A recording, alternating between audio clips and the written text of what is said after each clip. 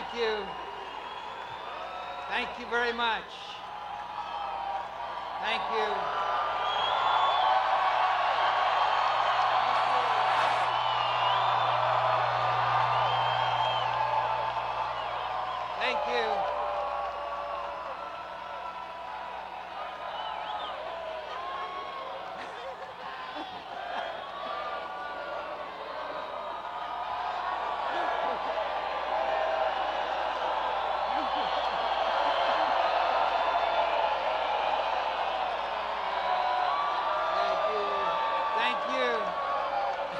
Thank you. Thanks for reminding me. Thank you. Thank you. Thank you. Thank you. Thank you. Thank you. Thank you.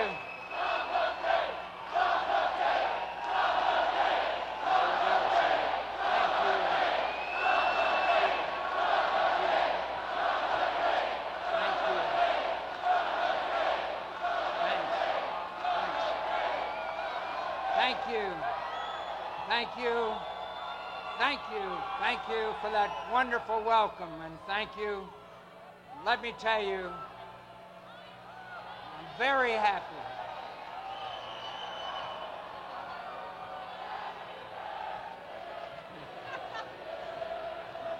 Thank you. Twice is enough. Thank you very much. That's 3 times. Thank you. Thank you. I'm very happy. I'm very happy today to spend my birthday with you and to make an historic announcement in Dayton, a city built on hard, honest work of good people.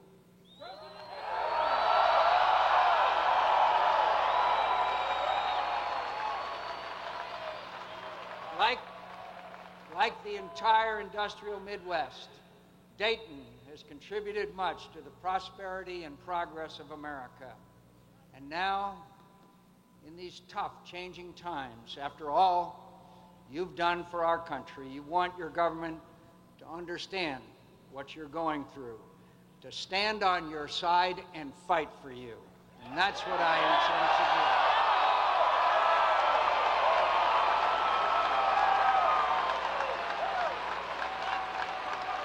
That's why I'm running for president, to fight for you, to make government stand on your side, not in your way.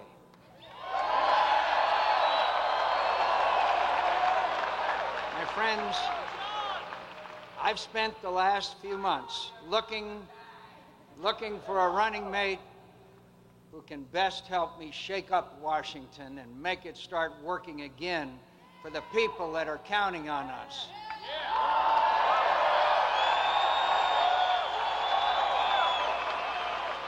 As I'm sure you know, I had many good people to choose from, all of them dedicated to this country and to getting us back on the road to prosperity and peace. And I am very grateful to all of them and honored by their willingness to serve with me.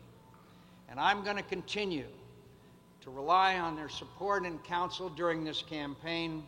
And after we win this election, when the real work begins,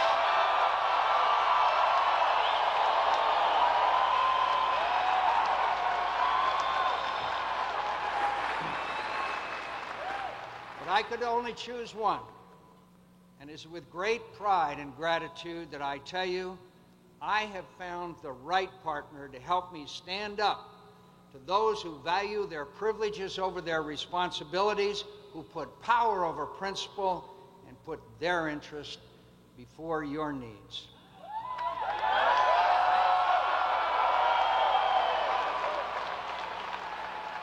I found someone with an outstanding reputation for standing up to special interests and entrenched bureaucracies, someone who has fought against corruption and the failed policies of the past, someone who stopped government from wasting taxpayers' money on things they don't want or need and put it back to work for the people, someone with executive experience who has shown great tenacity and skill in tackling tough problems, especially our dangerous dependence on foreign oil.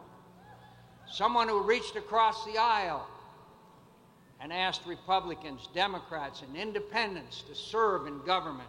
Someone with strong principles, a fighting spirit, and deep compassion.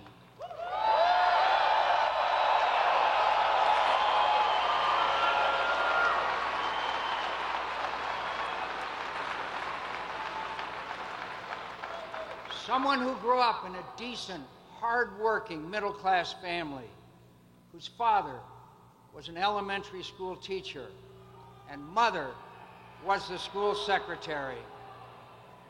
They taught their children to care about others, to work hard, and to stand up with courage for the things you believe in. Both of them were coaches, too, and raised their children to excel at sports.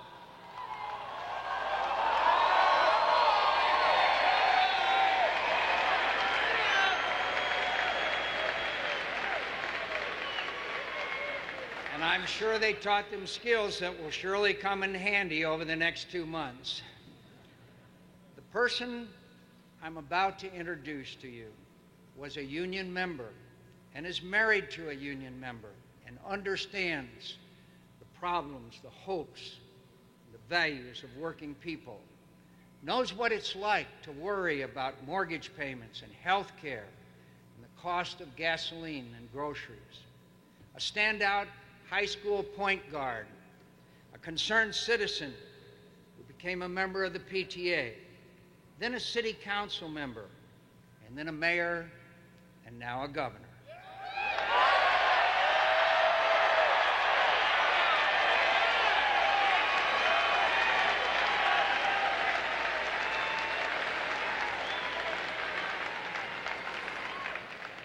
Who beat the long odds to win a tough election on a message of reform and public integrity. And I am especially proud to say in the week we celebrate the anniversary of women's suffrage, a devoted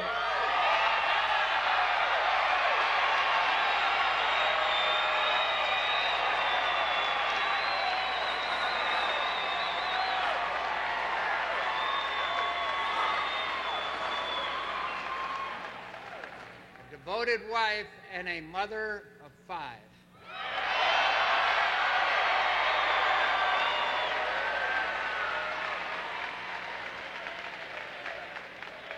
She's not from these parts, and she's not from Washington.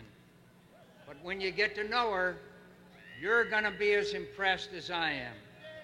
She's got the grit, integrity, good sense, and fierce devotion to the common good that is exactly what we need in Washington today.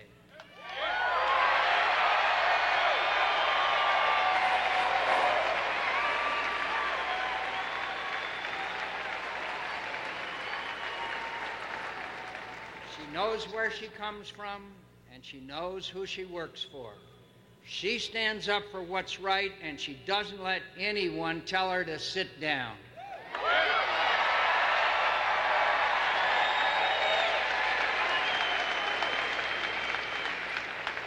She's fought oil companies and party bosses and do-nothing bureaucrats and anyone who puts their interests before the interests of the people she swore an oath to serve. She's exactly who I need. She's exactly who this country needs to help me fight.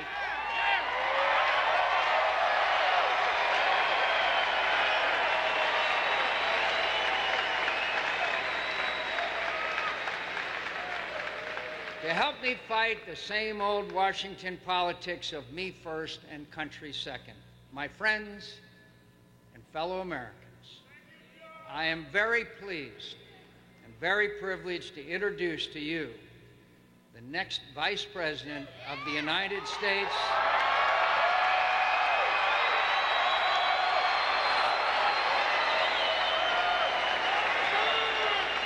Governor Sarah Palin of the great state of Alaska.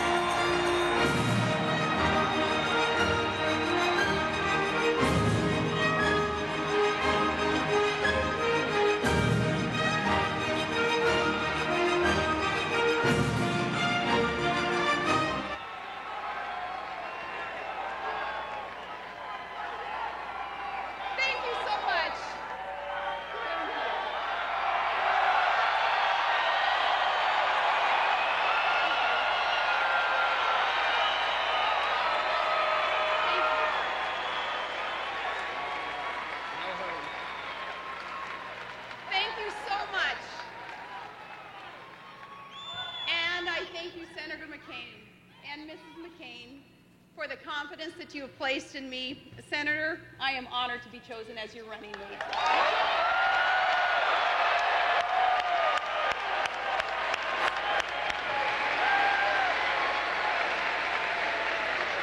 I will be honored to serve next to the next President of the United States.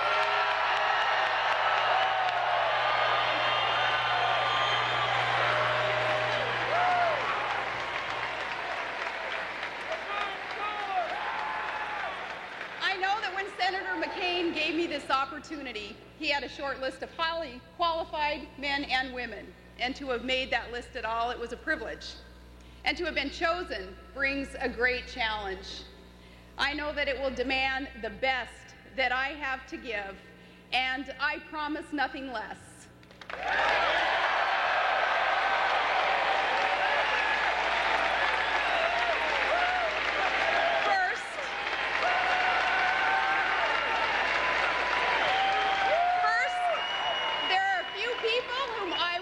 You to meet. I want to start with my husband, Todd.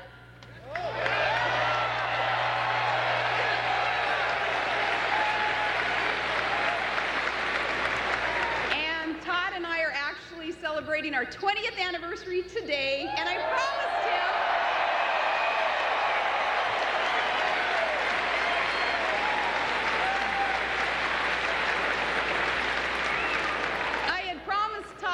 surprise for the anniversary present, and hopefully he knows that I did deliver. And then we have, as after my husband, who is a lifelong commercial fisherman, Lifetime Alaskan. He's a production operator.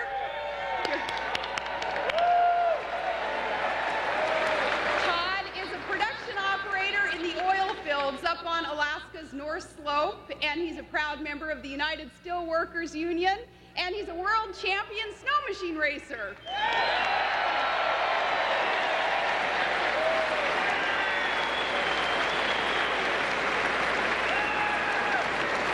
Todd and I met way back in high school, and I can tell you that he is still the man that I admire most in this world.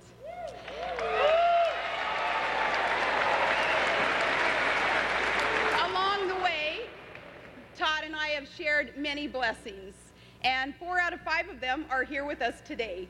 Our oldest son, Track, though, he'll be following the presidential campaign from afar.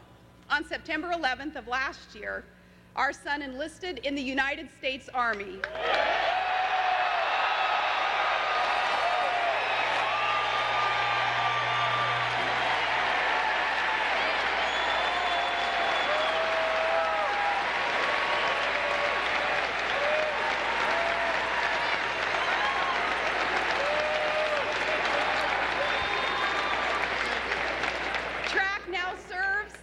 An infantry brigade, and on September 11th, Track will deploy to Iraq in the service of his country, and Todd and I are so proud of him and of all the fine men and women serving this country in uniform.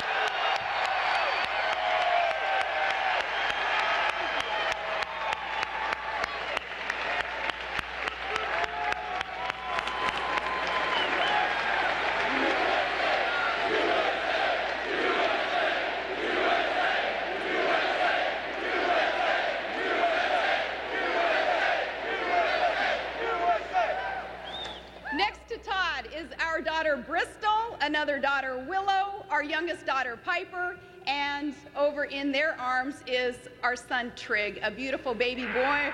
He was born just in April.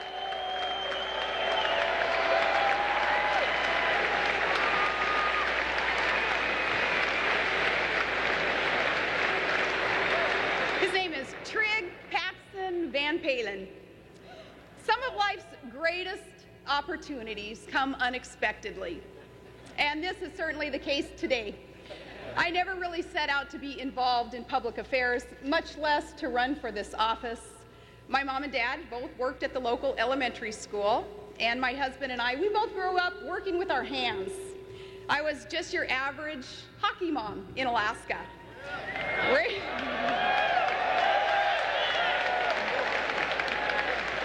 We're busy raising our kids.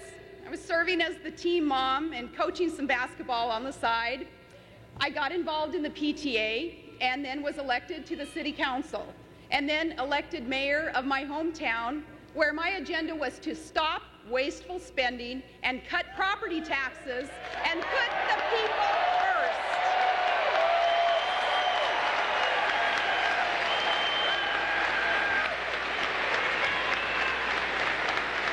I was then appointed ethics commissioner and chairman of the Alaska Oil and Gas Conservation Commission. And when I found corruption there, I fought it hard and I held the offenders to account.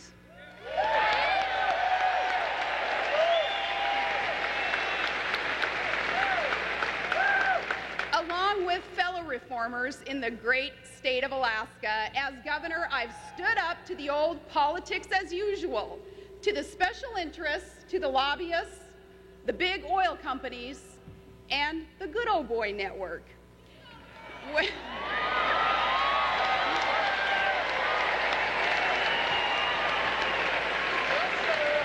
When oil and gas prices went up so dramatically and the state revenues followed with that increase, I sent a large share of that revenue directly back to the people of Alaska.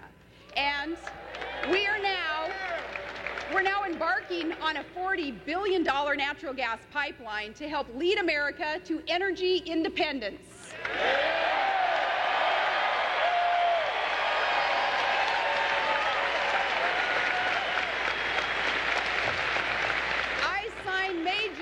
Ethics reforms, and I appointed both Democrats and independents to serve in my administration. And I've championed reform to end the abuses of earmark spending by Congress. In fact, I told Congress thanks, but no thanks on that bridge to nowhere.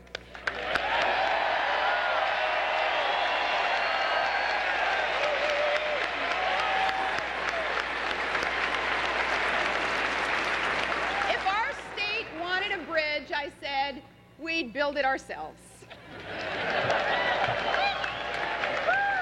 Well, it's always, though, safer in politics to avoid risk, to just kind of go along with the status quo. But I didn't get into government to do the safe and easy things. A ship in harbor is safe, but that's not why the ship is built. Politics isn't just a game of competing interests and clashing parties. The people of America expect us to seek public office and to serve for the right reasons.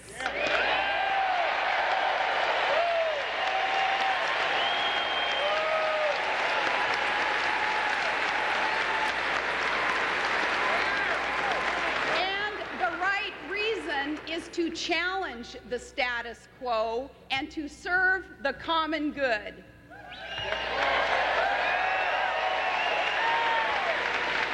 Now, no one expects us to agree on everything, whether in Juneau or in Washington, but we are expected to govern with integrity and goodwill and clear convictions and a servant's heart.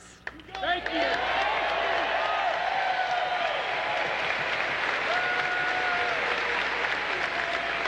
Now, no leader in America has shown these qualities so clearly or presents so clear a threat to business as usual in Washington as Senator John S. McCain.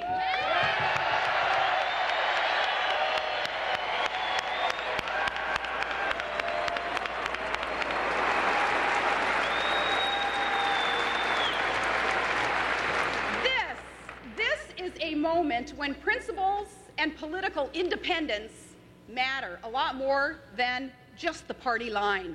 And this is a man who has always been there to serve his country, not just his party.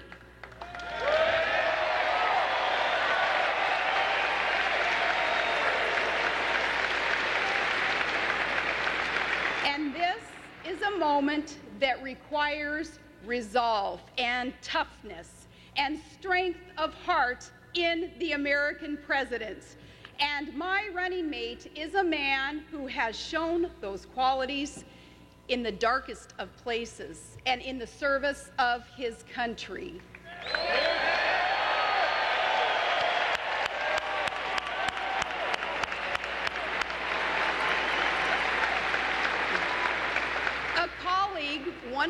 said about Senator McCain, that man did things for this country that few people could go through. Never forget that. And that speaker was former Senator John Glenn of Ohio.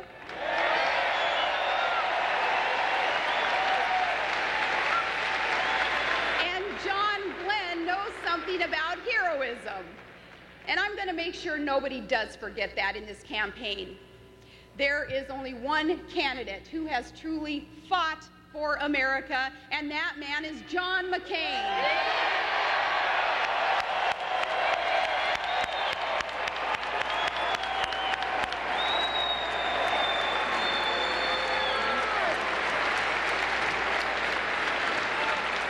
This is a moment when great causes can be won and great threats overcome, depending on the judgment of our next president. In a dangerous world, it is John McCain who will lead America's friends and allies in preventing Iran from acquiring nuclear weapons.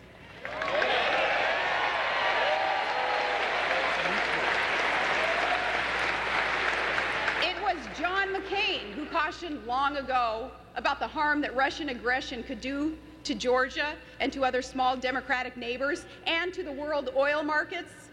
It was Senator McCain who refused to hedge his support for our troops in Iraq, regardless of those political costs. Thank you.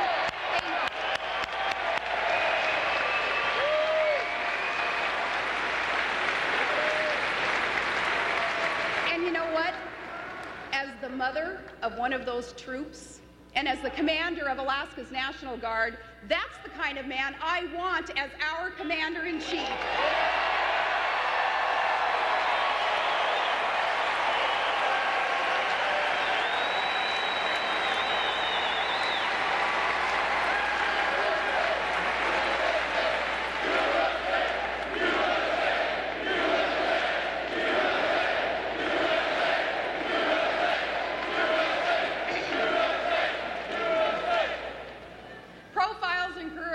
They can be hard to come by these days. You know, so often we just find them in books. But next week, when we nominate John McCain for president, we're putting one on the ballot.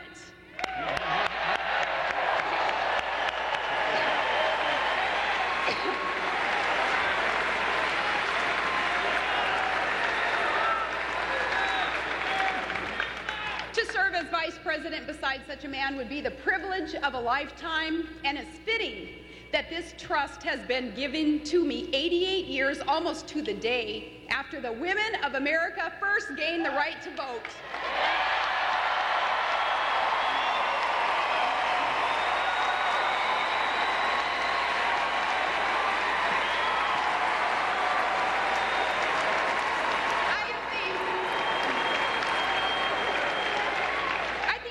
Today of two other women who came before me in national elections. I can't begin this great effort without honoring the achievements of Geraldine Ferraro in 1984, and of course, Senator Hillary Clinton, who showed such determination and grace in her presidential campaign.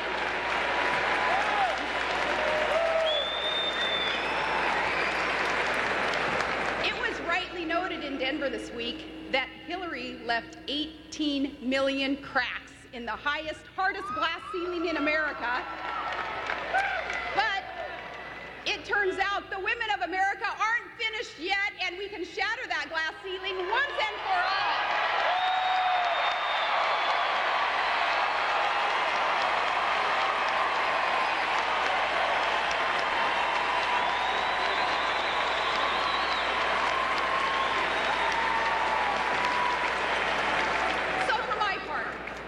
Is clear. The next 67 days, I'm going to take our campaign to every part of our country and our message of reform to every voter of every background, in every political party or no party at all. If you want change in Washington, if you hope for a better America, then we're asking for your vote on the 4th of November. My fellow Americans, join our cause.